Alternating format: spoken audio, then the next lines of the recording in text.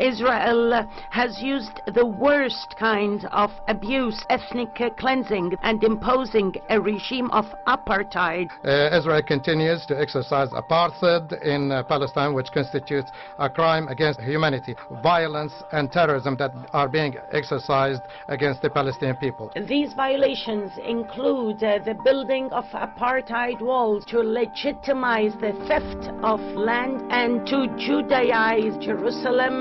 The separation wall is an example of the apartheid policy practiced by Israel. Israel's practices of discrimination as well as extremism. United Nations Watch, have the floor. Mr. President, let me begin by putting the following on the record. Everything we just heard from the world's worst abusers of human rights, of women's rights, of freedom of religion, of the press, of assembly, of speech, is absolutely false and indeed Orwellian. Today's report does not consider Israelis to be deserving of human rights, consistent with the approach of this Council, where today's notorious agenda item against Israel completely ignores their human rights. Now, over the weekend, President Abbas announced he was giving his highest medal to Rima Khalaf, who resigned from the Economic Commission of Western Asia, a Beirut-based UN agency of 18 Arab states, after Secretary General Guterres rightly instructed her to remove an absurd report which accused Israel of, quote, apartheid. Mr. President, why is Mr. Abbas celebrating a report written by the notorious Richard Falk after his own Palestinian mission here tried in 2010 to remove Mr. Falk on the basis that he was, quote, a partisan of Hamas, as we know from WikiLeaks? The accusation against Israel is absurd.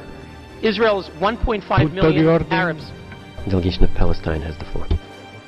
More than one statement goes beyond the mandate of this sitting, using unacceptable terms about Ms. Rima Khalaf, and so we would like this to be stopped.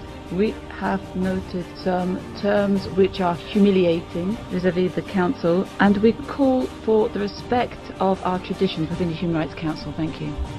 We would support the viewpoints that have already been expressed by the State of Palestine as well as Egypt. Now, the previous speaker can continue. Thank you, Mr. President. Israel's 1.5 million Arabs, whatever challenges they face, enjoy full rights to vote and to be elected in the Knesset. They work as doctors and lawyers. They serve on the Supreme Court.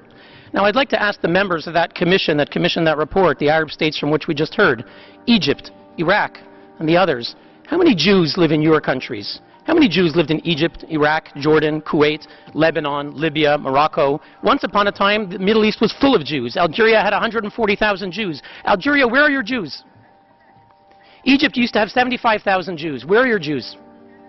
Syria, you had tens of thousands of Jews. Where are your Jews? Iraq, you had over 135,000 Jews. Where are your Jews? Mr. President, where is the real apartheid? Why is there a UN commission on the Middle East that does not include Israel? From the 1960s and the 70s, they refused to include Israel. Where is the apartheid, Mr. President? Mr. President, why are we meeting today on an agenda item singling out only one state, the Jewish state, for targeting? Where is the apartheid, Mr. President?